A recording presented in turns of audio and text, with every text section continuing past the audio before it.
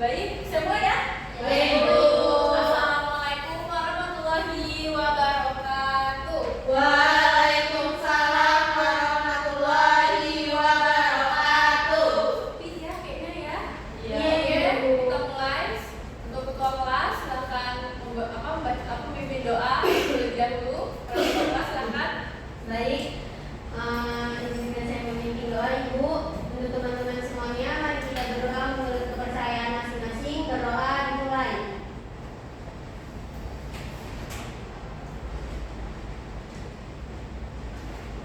Berdoa selesai. Ucapkan salam. Selamat pagi, Ibu. Pagi anak-anak. Baik, Intan kelihatan senang banget. Kenapa Intan? Karena aku mau ketemu ibu. Terus saya baca dulu nggak? Tapi kan tetap semangat. Iya dong, Bu. Elsa, gimana hari ini? Terus Bu masih ngantuk. Ngantuk ya? Pas gimana? Lapar, Bu. Bapak emang belum makan? Belum. Sarapan, Ibu. Kalau sirah? Belum, Ibu. Soalnya tadi pagi ibu saya bangunnya kesiangan, jadi belum sempat masak. Tapi kan setahu saya setelah jam saya langsung ke kantin kan? Iya, Jadi Ibu. mungkin kita masuk aja ya? Iya. Saya presensi dulu. Pertama, Elsa Salsabila. Hadir, Ibu. Hadir. Sirah Balkis. Hadir, Ibu. Hadir. Edita Disa Fitri. Hadir, Ibu. Edita? Iya, Ibu. Ibu, kalau misalnya Edita nanti ngecat Ibu aja boleh nggak Bu katanya? Boleh, coba saya mau tahu alasannya ya. Iya, Ibu. Oke, Dimas Dwi Pramudia. Dimas Dwi, itu Ibu. Selamat siang, Ibu. Saya baca bentar ya. Iya, Ibu. Iya. Ini ada salah. Dia ternyata lagi ada acara keluarga. Oh. Jangan-jangan dia Bu. Emang sudah Nggak dikirim? boleh gitu sih. Iya. Ya kita positif apa positif aja. Mungkin emang dia ada soal apa acara keluarga kan. Iya. Oke, yang selanjutnya Alfadila As, Hadir, Ibu. Intan. Hadir ibu. Oke, berarti yang sudah hadir dua.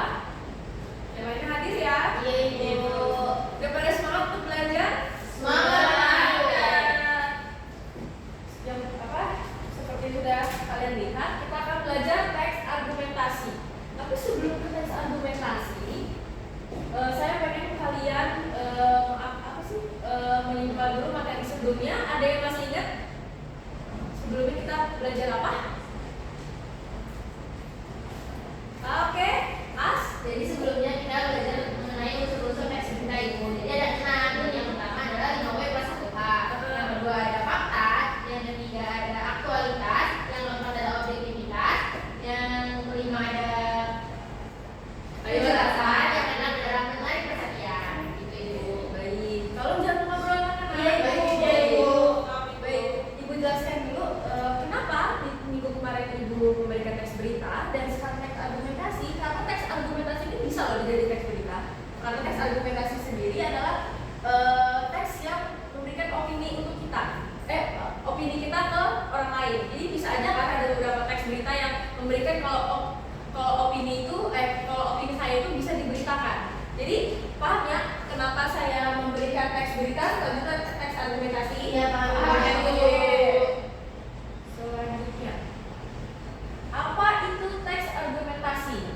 Teks argumentasi adalah jenis teks yang berisi pendapat yang didukung oleh alasan, bukti untuk meyakinkan pembaca atau pendengar agar menerima atau menyetujui pandangan yang disampaikan. Jadi misalnya kita memberikan pandangan bahwa dia itu tidak suka dengan warna hijau dan dia bilang ke Sira kalau dia tidak suka warna hijau, tapi Sira belum tentu kan, misalnya dia suka. Nah itu pandangan dari Intan, tapi belum tentu pandangan Sira itu sama. Oke, ciri-ciri teks argumentasi. Nah, ciri-cirinya ada 4. Yang pertama adalah teks argumentasi harus didukung fakta dan data sesuai. Jadi kalian tidak bisa tuh kalau misalnya gosip itu kalian jadi data argumentasi atau ini nggak bisa ya. Benar-benar harus fakta. Misalnya ada di rumah siapa banjir, terus kalian kasih tahu. Nah itu fakta kan kalau memang banjir itu bisa jadi teks argumentasi. Tapi kalau gosipnya itu fakta loh.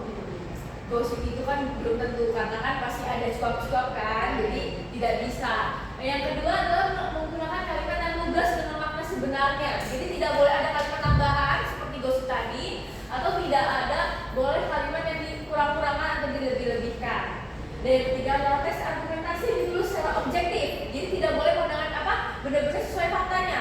Misalnya emang opini dari Intan tadi itu mau diberikan kepada Sira, itu harus ada faktanya. Apa sih fakta yang bisa meyakinkan Sira, gitu ya. Dan yang keempat adalah menjelaskan ide, gagasan atau opini penulis. Misalnya Intan tadi nggak suka warna apa, itu Intan kasih tahu apa sih gagasannya, apa sih alasannya, dan berikut kayak kasih fakta, apa sih gitu kan. Dan opini penulis, setelah kalian memberi ide dan gagasan, kalian kasih opininya. Menurut saya, pandangan saya, tapi tidak untuk menjelekkan ya, tapi tidak juga untuk kayak menyuduti hal tersebut, tapi lebih ke opini kalian saja. Struktur teks argumentasi. Di pendahuluan ini kayak judulnya, judul teks argumentasinya apa? Misalnya korupsi gitu kok. Dampak korupsi bagi Indonesia. Itu pendahuluannya. Misalnya kayak pertama setelah judul itu kalian bisa di Indonesia banyak sekali maraknya korupsi. Itu bisa jadi kalian pendahuluan.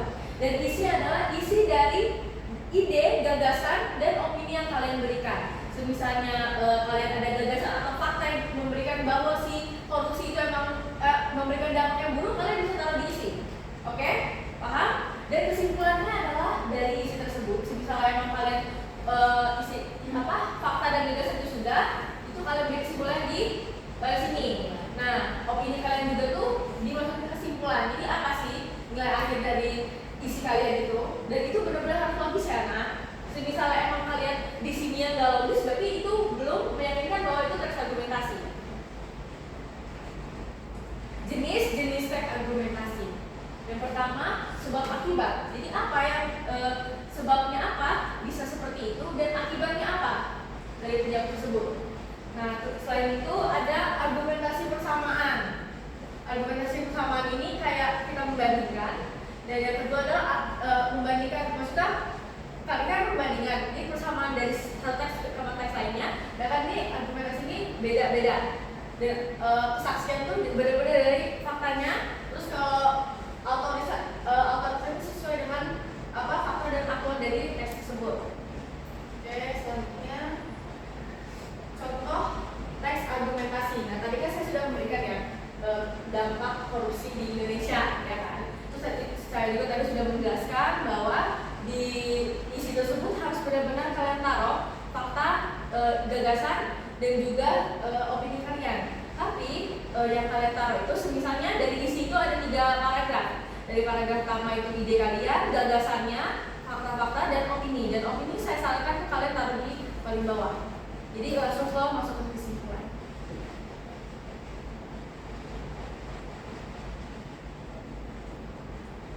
Oke? Kan nanti kita akan buat ini ya, teks argumentasi. Saya akan berikan langkah-langkahnya dulu. Langkah-langkah membuat teks argumentasi. Yang pertama adalah menentukan topik atau tema yang akan dibahas dalam sebuah teks argumentasi. Misalnya, ada nggak kalian ada ide untuk topiknya?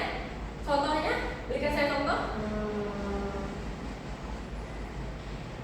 Pungli di sekolah. Pungli di sekolah misalnya topiknya. Dan kedua, menentukan tujuan dari penulisan untuk meyakinkan untuk mencari dukungan. Jadi tujuan Sira untuk membuat pungli sekolah itu apa tujuannya? Apakah untuk memberitahu bahwa di sekolah itu tidak boleh ada hal seperti itu? Maksudnya follow up keburukan dari pungli itu atau apa gitu? Nah, dan kalimat itu meyakinkan bahwa untuk mencari pendukungnya bahwa kayak tulisan Sira ini benar, pungli sekolah itu nggak boleh gitu. Nah, yang ketiga adalah mengumpulkan berbagai data yang dijadikan sebagai bukti dalam penulisan. Mengumpulkan data ini misalnya tadi pungli, berarti kalian harus benar-benar mencari faktanya bahwa pungli itu ada. Gak bisa kalian benar-benar itu cuma opini saya, gak bisa. Dan data tersebut tuh kalian taruh di isi tadi, benar-benar harus sama, tidak boleh ada subjektivitas dan harus objektif. Oke, good. Selanjutnya adalah mengumpulkan berbagai data yang dijadikan sebagai bukti dalam penulisan. Yang kelima adalah memilih jenis pola pengembangan untuk setiap paragraf. Jadi paragraf kalian tuh gak bisa ini aja, datar aja kayak pungli tidak baik untuk sekolah. Itu kan benar-benar dasar ya. Kalian juga pasti kayak, ih apa sih ini datar banget. Jadi kalian benar-benar harus mengembangkan polanya. Jadi kosakata kalian itu digunakan untuk mengembangkan pola tersebut menjadi paragraf dalam tulisannya. Dan yang keenam adalah membuat kerangka paragraf dan isinya, gagasan utama dan gagasan pendukung yang seperti saya jelaskan tadi. Dan yang ketujuh adalah melengkapi dan mengembangkan paragraf menjadi utuh. Jadi misalnya kalian sudah mendapatkan isi tersebut, ide, gagasan utama, pendukung dan opini kalian jadikan satu paragraf. Jadi paragraf utuh. Oke, selanjutnya apa nih? Membuat teks argumentasi. Sebelum kita membuat, ada yang kurang paham? Kamu sih udah paham Bu? Ada yang ditanyakan? Elsa, ada yang ditanyakan? Tidak Ibu. Benar, sudah paham? Sudah paham Ibu. Oke. Kalian main berkelompok atau individu? Kelompok sih Bu. Kelompok ya? Kelompok Bu. Kelompok, oke. Jadi saya kelompok ya. Oke, kelompoknya itu Tapi kelompoknya belum aja sih Bu. boleh. Yang banyak. Karena tadi Dimas nggak masuk kan? Iya. Izin terus juga tadi ada yang nggak masuk juga. Berarti nanti Sira sama Elsa, Intan sama As. Dua-dua ya.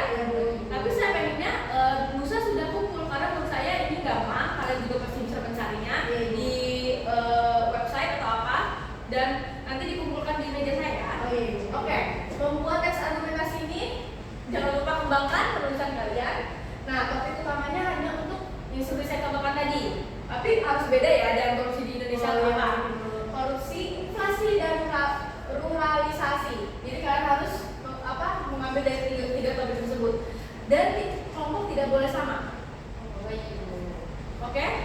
Jadi masing-masing kelompok itu harus ini ya Bu. Temanya yang dipilih itu harus beda ya Bu. Beda. Kita orang inflasi, nanti dia orang korupsi gitu ya Bu. Karena ya takutnya kan nanti ada kesamaan. Harus misalnya kalian kayak gini, kalian sama kan gak enak gitu. Jadi makanya saya buat beda-beda aja. Ibu Elsa tidur. Elsa jangan tidur. Baik Ibu. Masih pagi, walaupun saya juga ngantuk ya nih. Elsa ini cuma tidur Bu kalau di jam pelajaran. Oke. Kan lusa dia dekat mata pelajaran saya lagi. Iya. Saya kan dikumpul, tapi kalian presentasikan. Kalian buat kalian taruh di jangan. Pasti kalian juga masih susah kan banyak tugas. Iya. Buat di ini aja folio bisa terus kalian tuliskan. Ditulis Bu. Print aja Di Ibu. print aja. Diketik. Udah diketik. Tapi pengumpulan harus cepat ya. Kumpul di meja saya.